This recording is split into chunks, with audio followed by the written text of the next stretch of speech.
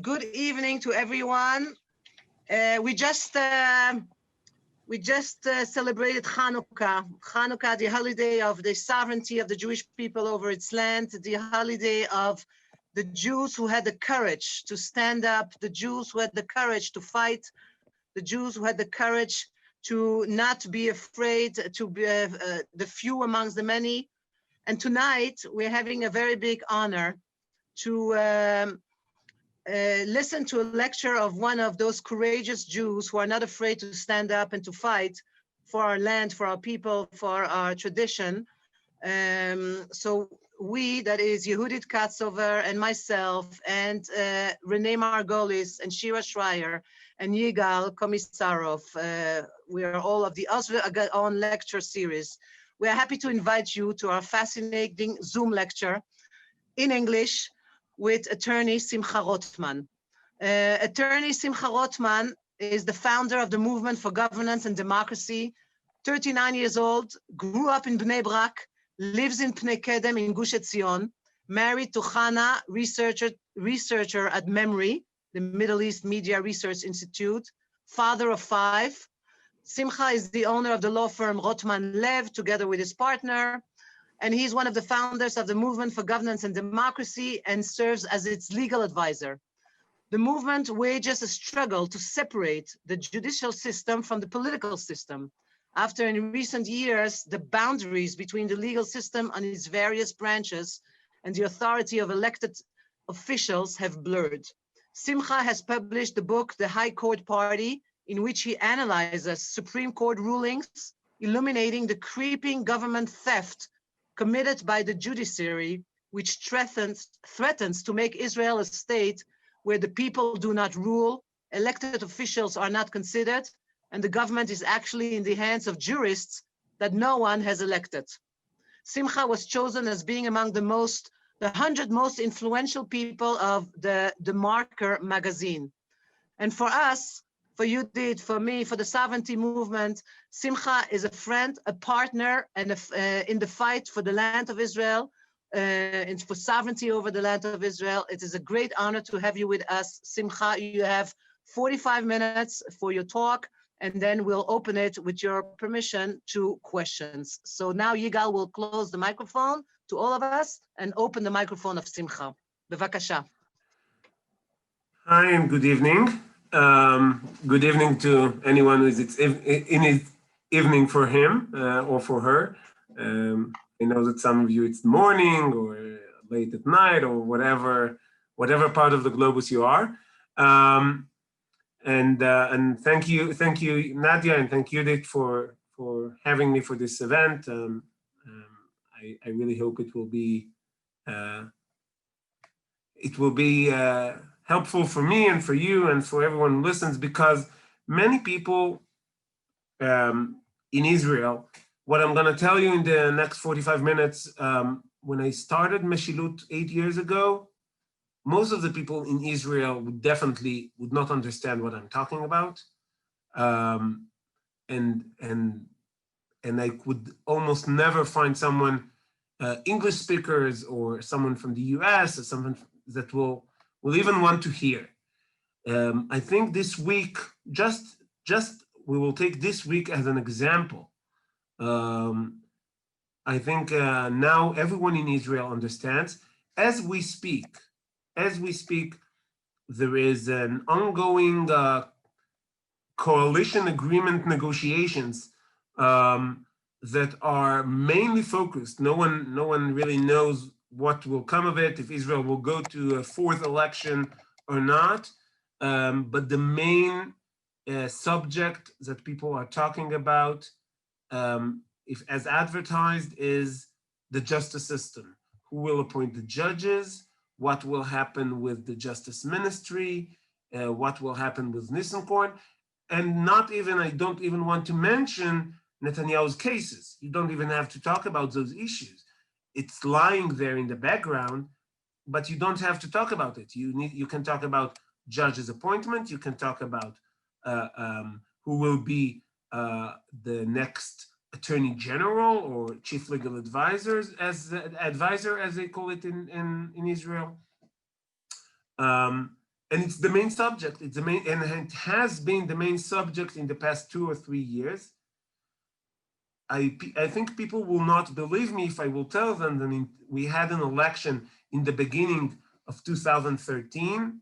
The election was, the campaigns were in the end of 2012, exactly when we started Meshilut. And you can check, no party in the right or in the left put the justice system as a main subject on its platform. No one. It wasn't even a subject. And Netanyahu, of course, said that he prevented all changes in the justice system, all offered changes. It was in 2012. It was a non-issue. I think that even in 2015, when we had Ayelet Shaked becoming justice minister, it was almost by chance. It wasn't on the main agenda of the right. It started, but even in 2015, now it's everywhere that you look at. So just let's talk about this week, okay? Just this week, as I said, coalition agreements negotiation, renegotiating coalition agreement, mainly focused on the justice system. Today, we were supposed, apparently it's too late now, but we were supposed to get an answer from the Justice Ministry about what will be done with Dina Zilber. Dina Zilber lives, she's the Deputy Chief Legal Advisor, and she is leaving her office today. She gave, a few weeks ago, she gave a speech, very harsh speech against the government. It's against the law. And we are supposed to get an answer today to the Supreme Court, what will happen with her. Let's go to tomorrow. Tomorrow there is supposed to be in the Knesset a debate about basic law of equality. If equality will become part of the basic laws of Israel. The main debate, again, you can see in Israel a situation that some people might find it weird. A minority group, the ultra-Orthodox, they are fighting against including equality in the basic law of Israel. Usually you can't understand this kind of a thing. You would think that the minority group will want to have an equality in the basic law, in the constitution, right? No, they say we don't want it. Why? They say it. They say we don't want it because we don't trust the courts. We know that even if there will be an equality in the basic laws, we believe that the justices in the Supreme Court will find a way to circumvent it against us. Now, the fact that they are paranoid does not mean they're not being hunted by the court, because in the past, and it's a research Meshilut has done, in the past, 80%, 81% to be 100% correct, 81% of the cases that the Supreme Court decided to disqualify legislation by the Knesset on behalf of equality was legislation giving some benefits to the minority group of the ultra-Orthodox. So they're using the term equality in order to defend, apparently, the majority, not the minorities. So it's a criticism that I did not invent by myself. Chief Justice Asher Grunis, he said this criticism about equality, but again, that's the case. The court cancels 3 times the ultra-Orthodox draft law, meaning some kind of, you would say, benefit or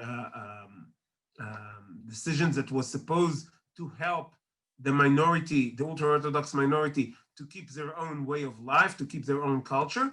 The court says, no, equality, I'm canceling the benefits you got from the legislator. Let's go to Tuesday. On Tuesday, there will be a court hearing of more than 15 appeals to the Supreme Court to disqualify, to cancel basic law Israel as the Jewish homeland, as the Jewish, the nation state of the Jewish people. It's something I really can't even wrap my head around it. It's how can the court even discuss, even think about the possibility to cancel a basic law? If basic law is part of our constitution, that's what the court told us time and again since 95, since 92. How can you cancel part of the constitution based on your own ideas of what the constitution should be? And if basic law is not the constitution and it has zero constitutional value, I believe that, but the court apparently does not, then how come you disqualified so many legislations all over those years?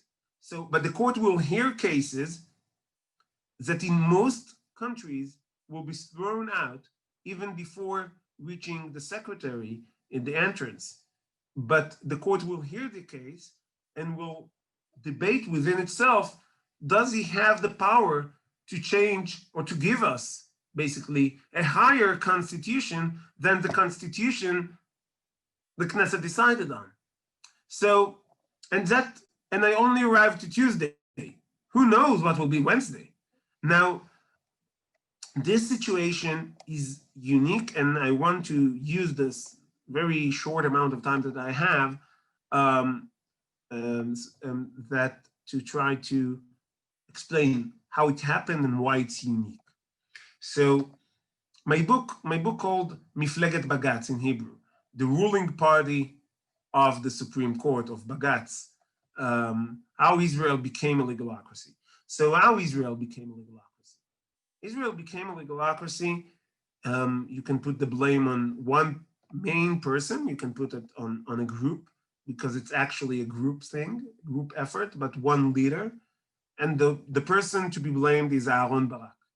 Aaron Barak was the Chief Justice in Israel. He was in the Supreme Court for many, many years.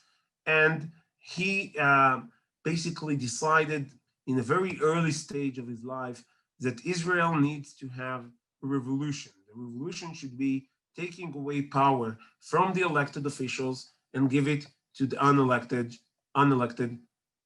judiciary.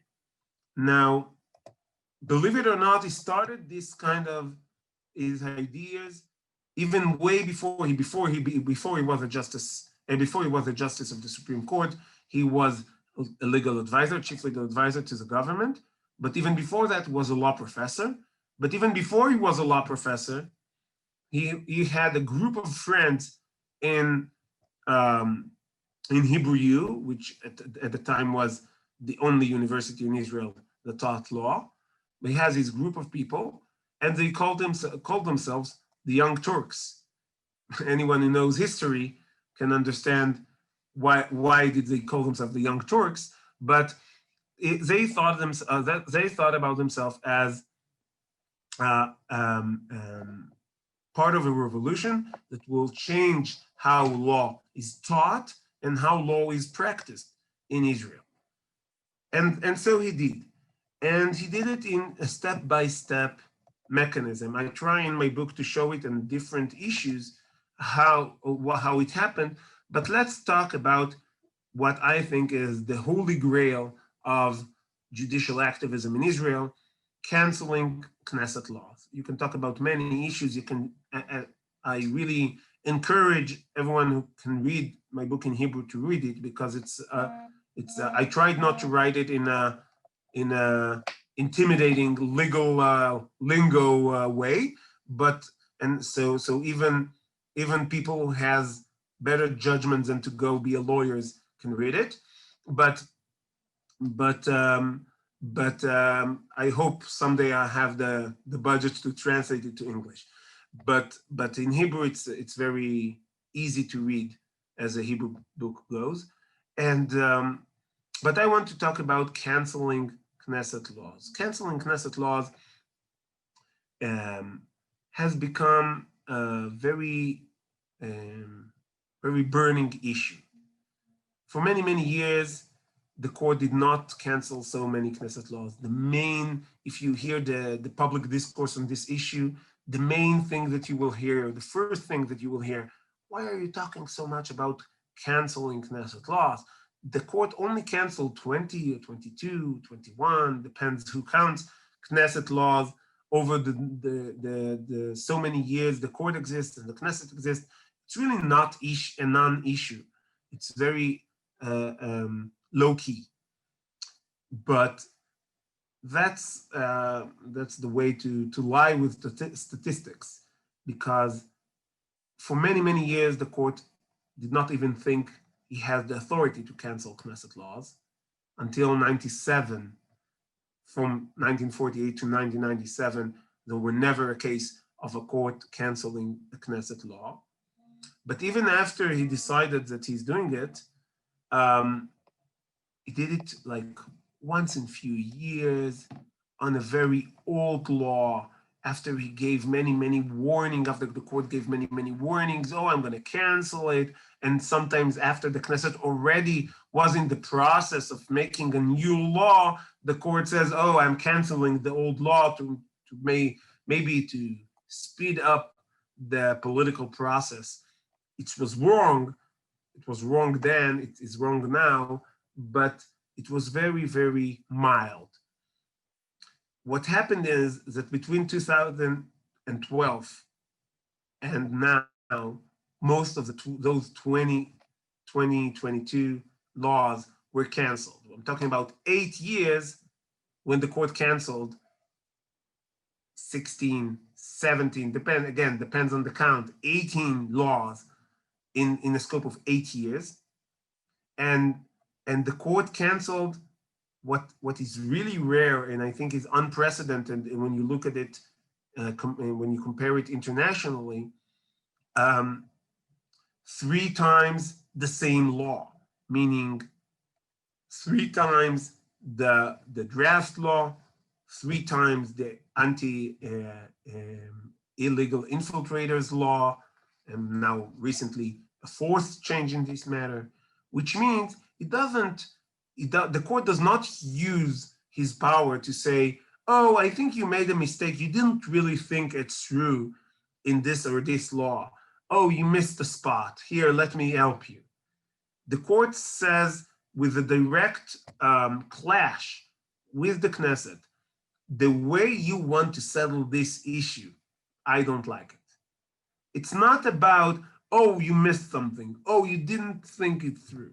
No, you thought it through, you decided, and I decide now that you decided it wrong. Now, just think about it. I don't know if any of you ever tried to do a shlom bayit. As a lawyer, of course, I hate everyone who's trying to do shlom bayit. I want fights, right? I make my money out of fights. But let's just imagine, I never deal with family law, you can rest assured, and I really don't like fights. I'm this kind of strange kind of lawyer. But anyone who ever tried to do shlom bayit or tried to do any peace between 2 rivals on whatever issue, you try to find a compromise. You try to find something that everyone is giving something, and you get compromises. And the more complicated the fight is, the more complicated the compromise is. And you try and you give something and you give something, and you try to get the sides to forget about the burning issues that created all the mess to begin with, and try to think about all the good things that they can do together. You don't want really to remind, just imagine that the fight started because they were fighting on some stupid thing, but there is a fight. He forgot to do the dishes, and she forgot she forgot his birthday, okay, whatever. Now, the fight started there, it never stopped there, and you sat and you really worked a lot to get a compromise, to get everyone, oh, you remember, you love each other, you have kids together, whatever, you made a compromise. And the second before, they signed some document or said to each other, okay, let's forget about it. Some neighbor or some really cruel guy comes and says, you remember, he didn't do the dishes. oh, everything goes back again, the fight starts again, and everything you worked on goes to waste. And then you need to start again. And you do a tremendous effort. And you succeed again. And they almost forgot. And then someone comes and say, hey, she forgot your birthday. And then you start all over again and all over again. Now, I use it because that's what happened.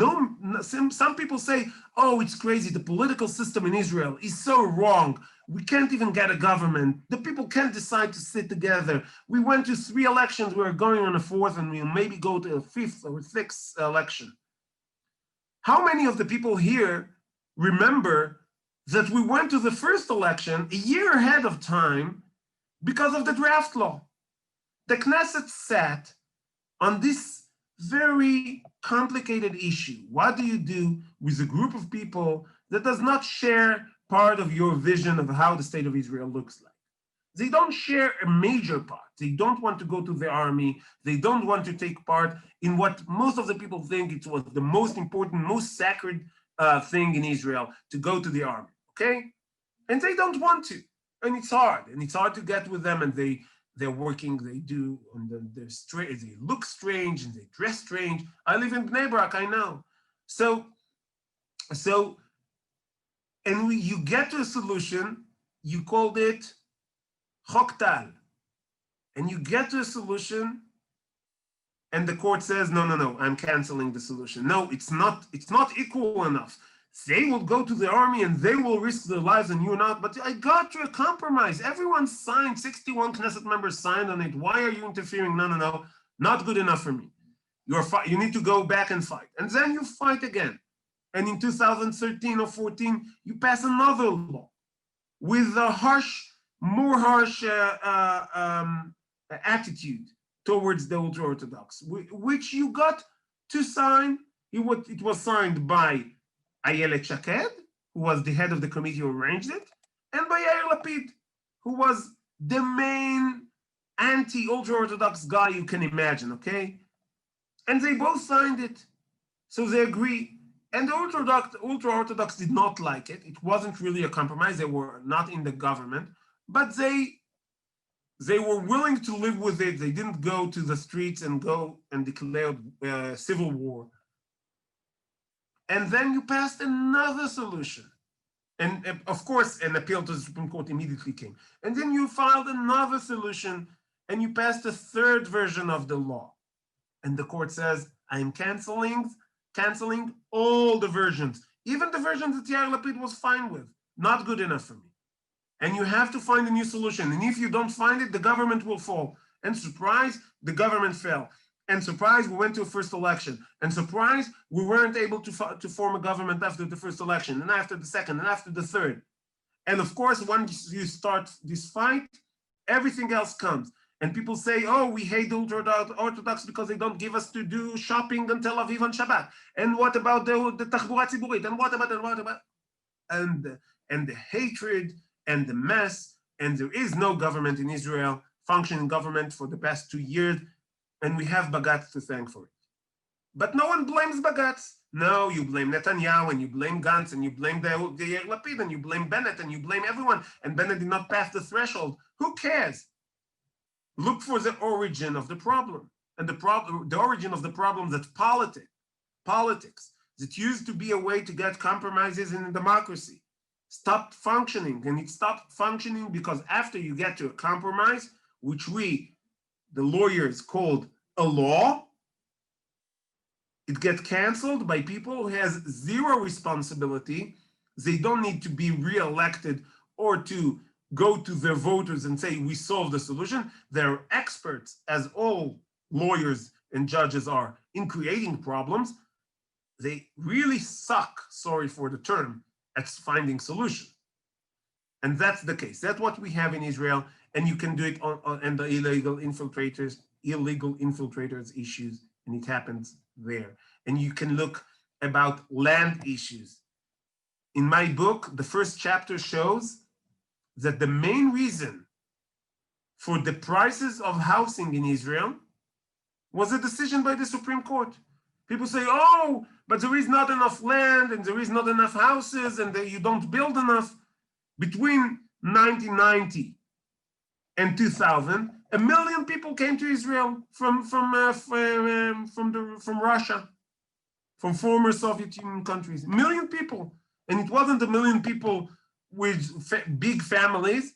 It was 1 million people, most of them, 1 or 2 people in a family. So they needed 500,000 places to live, 300,000, 400,000, and it was extra on all the newlyweds and on the Olim from other places. It was extra. You would think that in a small country like Israel, when you have this kind of a big aliyah wave that comes, the prices will go up, right? No, the prices went down. Between 1990 and 2000, the prices of houses went down. Until 2002, it continued even after a little bit. What happened? In 2002, the court says, oh, you know, the land that you're taking away from kibbutzim and moshavim that they use for agriculture, and you give them some compensation on that, don't give them the compensation. It's not fair. It's not just enough. Give them a smaller compensation. Don't let them enjoy the land that they kept for some of them 100 years, or 80 years, or 70 years. Why? It's not, the term in Hebrew is, it's not tzedek chalukati. It's not a distributive justice. The people that are gaining money from it are the people in the kibbutzim and the moshavim, and not the people from Ayarot HaPituach, from Yerucham, or from Netivot. I heard someone here from Netivot, right? But because of that, it's not distributive justice, so you can't pay them. Of course, if you can't pay them, they are fighting you in courts not to take the land because you can't pay them. And the court who created the problem made it even worse because it takes 12 years to get land away from a kibbutz if they're having a legal battle. So the court didn't let the government to compensate the kibbutz for the land that's been taken away from him, but he did allow for 12 years of litigation to prevent the land to be taken from. So what happens when you don't have land? The prices go up. So and who gets to be blamed? Not the court for his decision, because who remembers in 2012 that the decision in 2002 created all the problem, and it takes the government many years to solve the problem, and every solution you're trying to provide, some legal advisor will tell you, oh, you can't take this decision because the court will cancel it. And so you say, okay, so I'll pass it as a law. No, but if you pass it as a law, the court might cancel it. So the fact that the court only canceled 22 laws or 20 laws does not matter, because the court prevented our elected officials from legislating so many laws that could have been good solutions, because they were afraid that the court will not like them. So we are stuck. On many, many issues, we are stuck. And that's only one part of this problem, because another main part of the problem sits within the government. Since the chief legal advisor, he created by himself all this problem. Okay, so I described the problem enough, but I described it in how it works and how it affects every one of us. The court created this problem by declaring that a basic law is a higher level of a law. The court says, what do you want from me? I only enforce the basic law of human dignity and human freedom that the Knesset enacted in 1992. The Knesset decided that we will have this power, that we will do a judicial review of laws, and that's why we're doing it. The Knesset can say that they don't want human dignity and freedom in Israel, right? So now this, of course, is multi-layered lie, because the Knesset never decided that the court will have this power. The Knesset, you have to understand that until 1992, and actually until 1995, it was very clear that the basic law and the regular law are about the same. A basic law was just to say that it contains it contains ideas and law and legislation that will be part of Israel's future constitution. But it didn't have a specific power just because it was a basic law.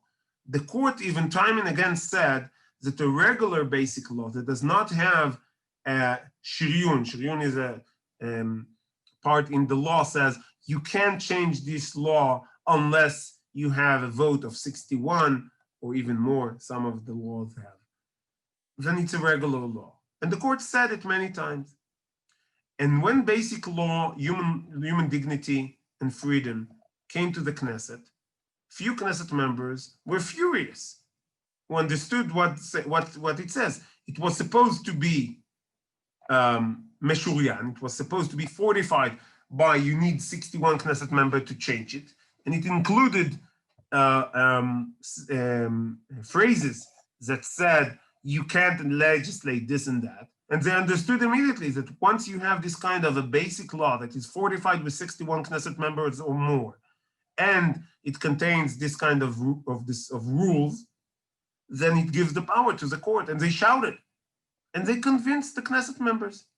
And the Knesset members took away this fortification clause that was in the law and took it out.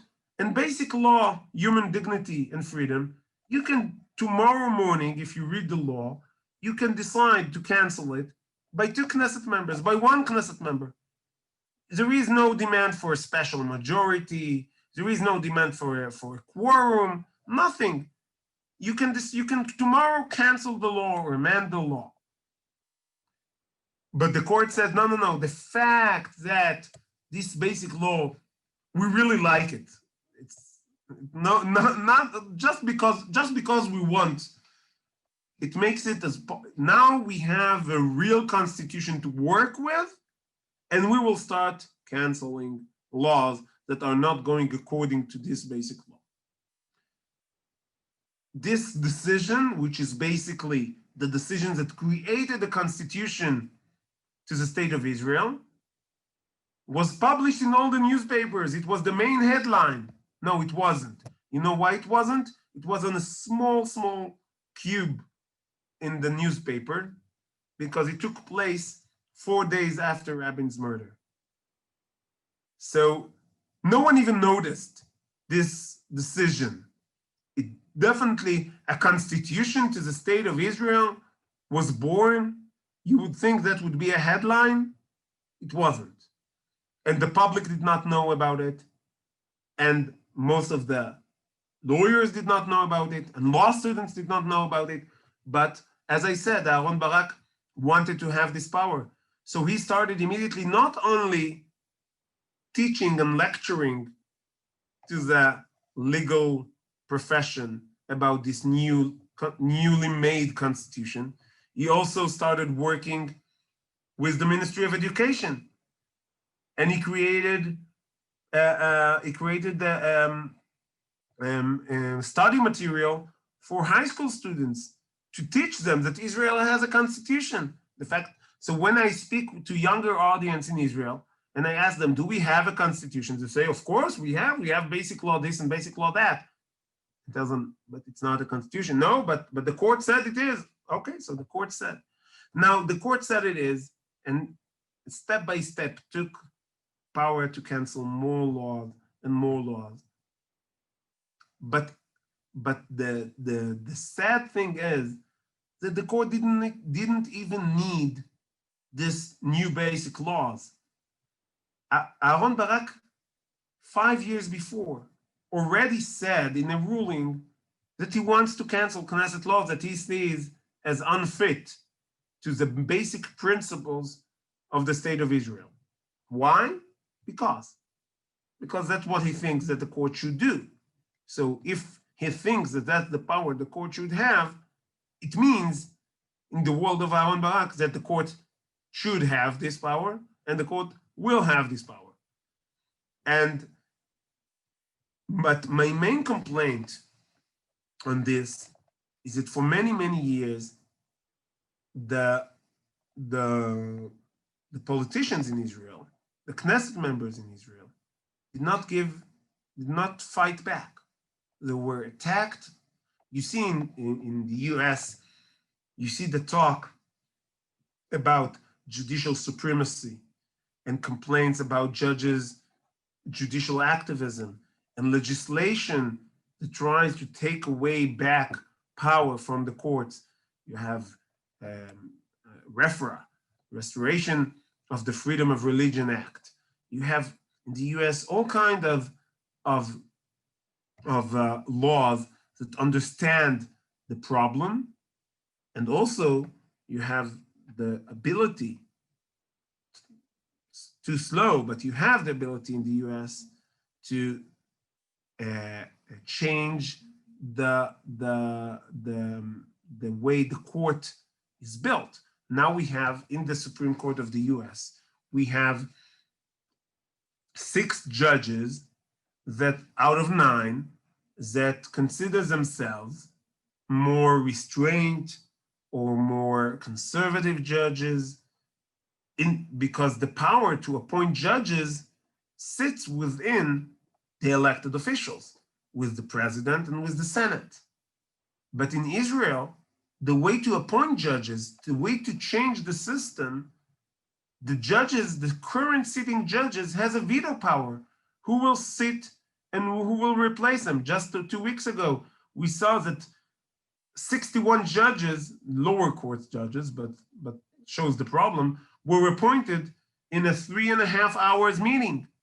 61 judges that are all made of the same DNA, I would say, that are all part of the family.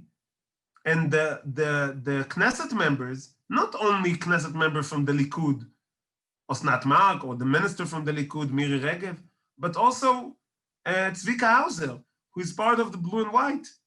Is not so much part now, but then he was, and was part of the Blue and White part of the coalition. And he also says, why should I come? They decide everything without us. The judges and the lawyers have 5 out of 9 the power to appoint. You can appoint a judge in Israel, a lower court judge, even if every elected official that is part of the committee objects. And you can appoint a Supreme Court judge. You can't appoint if 3 members of the group of the 9 object to the appointment. Now the judges have 3, the current sitting Supreme Court judges have 3 seats in the committee. So it says that you can't appoint a judge to the Supreme Court if the sitting justices in the Supreme Court don't approve. So you have a self-perpetuating, self-duplicating Supreme Court. So what's the problem? Change the law, change the basic law. Oh, we will change it. What will happen? The court might cancel the change that we have done. He would say that this change is unconstitutional. Based on what? Based on the fact that he doesn't like it. Now, again, you can look at me as a paranoid, but that actually happened. Again, we have on Tuesday, we have a court hearing on basic law, Israel as a Jewish homeland, Israel as the nation state of the Jewish people. But in other countries, the only other country which have the same problem, almost exactly the same problem, is India. You can try to think why it's the same. We are both an ex-colonies of Great Britain, and we are both have a system the British decided to have this kind of system, so the natives will not have a power to change the Supreme Court. So we are still, in some aspects, under the British mandate. But in India, they had the same problem. They changed the constitution on the way to appoint judges, and the judges in India decided that this constitutional change was unconstitutional. Now you have two sets of judges, one appointed by the old system, one appointed by the new system, that does not recognize each other, and they give decisions to send to, to institutionalize, to send to Bet Meshugaim, to send, so they have judges from both camps giving orders to send the other judges to the what's the term? Nadia, help me here. I can't hear you. Your microphone is shut down. Anyway, so I will answer questions in a minute. I have 45 minutes, so I'm nearing the end. So first, yeah, mental institution. Yeah, they send them to mental institutions. So you have judges. Google it, you'll find it. It's hilarious. It would be hilarious if it wasn't so sad. But judges in India are sending each other to mental institutions because they don't recognize each other power to be a judge. Anyway, this sad situation that we are in it for so many years was not being taken care of by our political system in Israel. One of the reasons I said is most of them did not know, and the public did not know and did not demand solutions. Another reason that I would say, if I would listen to myself, I would say, oh, conspiracy theory. But this conspiracy theory came from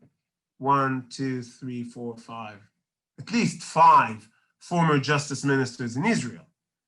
And this is the conspiracy theory is that if you try to change the system, you have cases rising against you in the criminal cases out of thin air. Now, again, you would think that it's, oh, you believe in deep state, you're crazy, but again, Justice Minister Yaakov Ne'eman wrote it in his book. He says, I find it hard to believe that people in Israel do not understand that the Praklitut, the prosecution, create false cases against people for that reason. Friedman said, he was a Daniel Friedman professor, law professor, a very esteemed law professor, and he also was a justice minister. He also said that. Chaim Ramon, which I interviewed him a week ago, and he also say that they tried to find anything they can on him and took something that was, he says, it was not nice, but it wasn't criminal, and created a criminal case against him because he wanted to make reforms in the justice system. Amir Ohana said that that's the case there. Ayelet Shaked said she was warned that that will happen to her. Some would say, I think she was very effective, but she was very effective compared to all the others, but she was not so effective compared to what she could have done. I would say, some would say she was also afraid, and she didn't go all the way what you should have done in the justice system. And also Ruby Rivlin, our president, he said it specifically. He said you have Knufiat Shilton HaChok, you have Shilton HaChok gang that do exactly like that. And he had many cases against him that has nothing to do with reality, just because he was supposed to be appointed as a justice minister and he did not like what Barak did to our justice system. So I hope I got you mad. I hope I got you sad. And but I really, really hope I did not got you to be hopeless or without a hope. Because there is things to be done. There are things to be done. There are, once the public will demand from our elected officials a solution, and we have many solutions. Meshilut has many solutions. We gave them to many Knesset members. We have about, I think, 20 different legislations offers. Some of them passed, but some of them passed some stages, some of them made themselves into laws. But Knesset members are, unlike in the beginning that we had to try to find Knesset members who will be interested.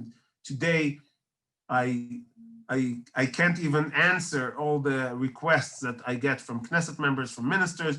Oh, we look for a solution. So now the public understands, the elected officials understand, and I believe it's a matter of time, not too long, that this understanding and this rage that people feel it, that the justice system has stolen their country from them, will make its way to some policy changes, and it's really not so hard.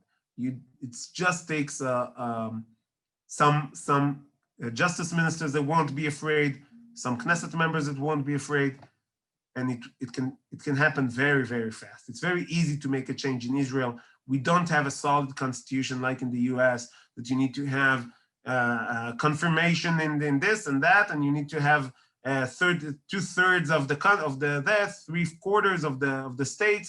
You don't need all this. Simple legislation, most of our problems will be gone. Okay, I want to open to questions, and again, I think I am better at making people sad and mad. So I really hope I succeeded. But of course, if you came to hear something, anything from Nadia and Yudit, you can't be without a hope. Because I remember when I heard Nadia and Yudit in the beginning, I was young. I don't want to tell my age exactly, but I heard them in the beginning of Nashim B'Yarok, and the situation was so hopeless. And we went, I want to tell you a small story from I was in a high school. I told you, okay, you know my age now. I was in high school during the most hard years of the Oslo Accords and the piguim that started buses. The bus I took to my high school, to my yeshiva in Yerushalayim, was number 18. If anyone remembers, that's, I think, the only bus that got exploded more than once. Usually they chose different numbers. 18 was 2 or 3 times, if I remember correctly, that the bus exploded. That was my bus. So my Rosh Yeshiva, he said, listen, there are 2 options for this solution to find a solution to this situation of Oslo and the guns and Arafat and whatever and the bombs and the piguim. There are only 2 options of a solution. There is a miraculous way and there is the way of nature. He said, the way of nature is that the Mashiach will come and solve all our problems. That's the way of nature. To get a solution without Mashiach, that will take a miracle. So we are living in a miracle because the situation today, the last year, was the lowest number of people dying out of terror and out of war since the founding of the State of Israel. That was 2020. If we had Corona, okay, but we didn't have piguim, Baruch Hashem, almost at all, and I think 1 or 2. Every person is important, but we have only 1 or 2 or 3 compared to the hundreds that we had. So you can't lose the optimism, and the change can happen much faster than you can imagine when you're stuck in it, because really it happened in the past. If you don't believe in miracles in the State of Israel, you're not realist. So I will try to answer some of the questions. No, let me, Simcha, first thank you very much. Can you hear me? Yeah. Thank you very much. And I think that being the student of Judith Katzover, there's one sentence she likes to say: being angry or depressed or upset is not a work plan. A work plan is to work, and in the end, you start and you succeed with God's help. And that is what you also do, and we learned that also from you. One of the questions that the people wrote down here is one of the questions I saw on my phone here. Are the lawsuits against Bibi Netanyahu based on what you were just telling us, that he wants to reform the legal system? That's one of the questions I read. I'm trying to see more questions here. Hold on, I'll give you 3 questions and I'll let you answer. What is the solution you suggest? Why isn't everyone outraged? I think you answered. How can the public that is constantly demonstrating to get rid of Netanyahu be convinced that they are pushing for the wrong thing, says Debbie. Anything else? Meanwhile, those are the questions. Let's start. Okay. The lawsuits against Netanyahu, I think it's based on the same idea of the fight against the elected officials. I don't think it's based on, oh, he's trying to reform the justice system, let's get rid of him. Because sadly, he didn't do almost anything. And I'm saying almost because I'm nice. He didn't do anything to reform the justice system. And he didn't even show a sign that he's gonna do it. So I believe it's more the battle against, it's a deeper battle. It's the battle against, not against people who try to reform the system. It's a battle against the Jewish people. And it's the people in the state of Israel means the Jewish people.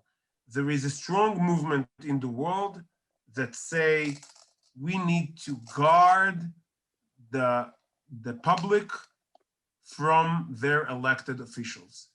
Doesn't even matter what they do. We look at elected officials as a danger, because the danger to democracy, believe it or not, is a majority decision. The biggest danger to democracy is if you will decide things based on what the majority wants, because the majority, believe it or not, does not share the values of the elite. The elite has all kinds of ideas. Some of them are good, some of them are bad, but most of them, and definitely, I believe, most of the bad ideas that they have, the public, does not share. In the US, it's a battle against, oh, the masses are religious, they don't believe in evolution, they are crazy Christians, and we need to guard America from them. In Israel, we need to guard Israel from, again, religious, ultra-Orthodox, even Arabs, you know, it's not even about left and right, because they are afraid of Arabs also. They are afraid of the will of the public. And that's why you need to color every politician, regardless of what he's doing, as a potential for corruption. That's why you have this kind of thing like Mismach Yitzhaki. That you can't, I don't believe that in most countries, thing like that will go quietly, but that some high-ranking official in the police goes to his people and say, give me everything we have on elected officials and gather it for me in one document so I can know who to pressure. I don't know what you will do with such a document. What do you have on Knesset members? What do you have on ministers? That's not a way to conduct investigation. You find a crime and you investigate the crime. You don't try to look for people. But that's what happened also in Netanyahu case. That's what I think. And he was there for just too long. Most of the other prime ministers just left before it came to indictment during their time. He just stayed there for too long. Now, after it happened, I think he understood more the problem of the justice system. I really don't know if he has it in him to reform the system, but he definitely blocks less attempts by other people to try to reform the system. Will it succeed? Time will tell.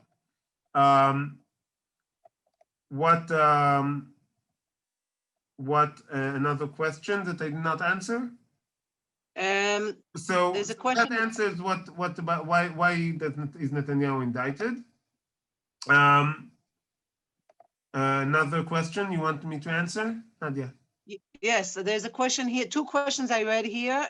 Should we have as a solution a constitution like in the States? And another question is, I'm reading from, this is an insane catch-22 situation where the judicial system cannot be reformed because the judiciary itself opposes it. What can be done about this? Is this really on the radar of the everyday person, that they concern themselves with judicial malfeasance and Mandelblig's attempt to subvert the will of the people?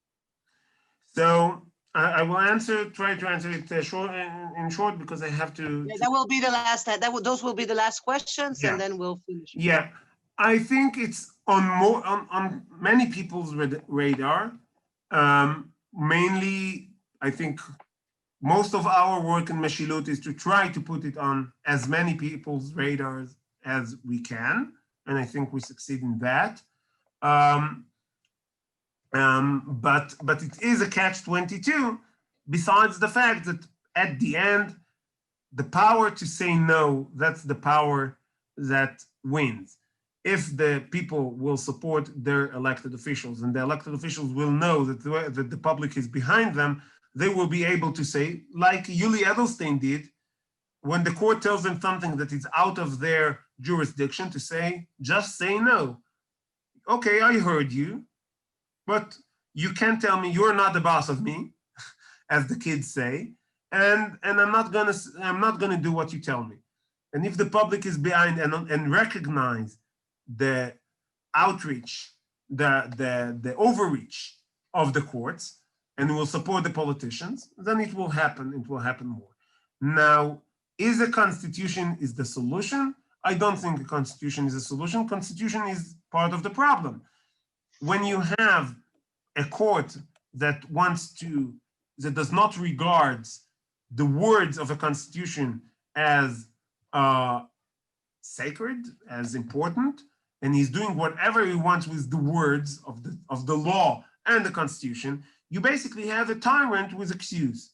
So what all the constitution gives is another excuse for the tyrant. If you have a majority rule, if you don't like the outcome, you just go to the election, you wait 3 or 4 years, or 3 or 4 months, which is more common in Israel, and you go to another election, and you vote out the people that you don't support their views. That's more democratic. And I think the dangers, I think the majority can be mistaken, and judges can be mistaken, but the chances that the majority will be mistaken for longer time, and you won't be able to fix the mistakes that he is doing by another election, are lower than the chances that the court will be wrong. And once the court is wrong, to change or to fix the problem takes much, much longer. Okay. I will take the zchut to ask one more very short question. Basically, if I understand what you're saying, had the prime minister had the courage to put his foot down, then things could have been changed. I.e., we need a very right-wing prime minister who is not afraid of the courts and has the support of the people to be able to change the justice system. Is that something you can say? Is that correct? We need a prime minister that is willing to do the change, is not afraid. I don't know if and when we'll have this kind of prime minister. It will solve many other issues as well, as you know, Nadia. As we know, yes. But sovereignty being one of them. Yeah, but again, sovereignty over Judea and Samaria is very important. I think we should, that when Israel, there was someone came to the prime minister and said, well, let's move to 5 days a week, 5 days work week. So he says, let's start with 1. So when you're talking about sovereignty on Judea and Samaria, I say, let's start with sovereignty over Givat Ram, the place when our Supreme Court sits, because it doesn't really matter where you apply your sovereignty if you don't really the sovereign. The sovereign now in Israel, in smaller Israel, is not the people of Israel. And I am all for sovereignty of the Jewish people in the land of Israel. And the Jewish people mean what the Jewish people decides and wants and votes on, and not what some 15 or 9 people sits in a courtroom and decide for us. Amen. Thank you very much. As Jerry just wrote, we have to have leaders who say, Al tira, we are not afraid, don't be afraid. Thank you for your very important lecture, and we certainly do not give up. We don't despair. At the contrary, we understand there's a lot of work. We're not afraid of working hard, and we know, especially after last week, when we saw and we had a seminar with our sovereignty youth, where we saw youth who are going to be our future leaders. We know that in the end, the reform will happen, and like in Hanukkah, there will be a victory. So thank you to all of you from Israel and from abroad who joined us. The next lecture will be January 10th with Brigadier General Amir Avivi, founder of the Bitronistin. Simcha Rothman, we wish you alev v'hatzlech. You're doing incredible work. Continue. We're behind you. And guys, you heard the book should be translated in English. Anybody who can help Simcha with translating in English, maybe you give your email, or I'll connect them to you. And chazak ve'ematz, kol hakavod. Thank you very much. Good night. Bye-bye.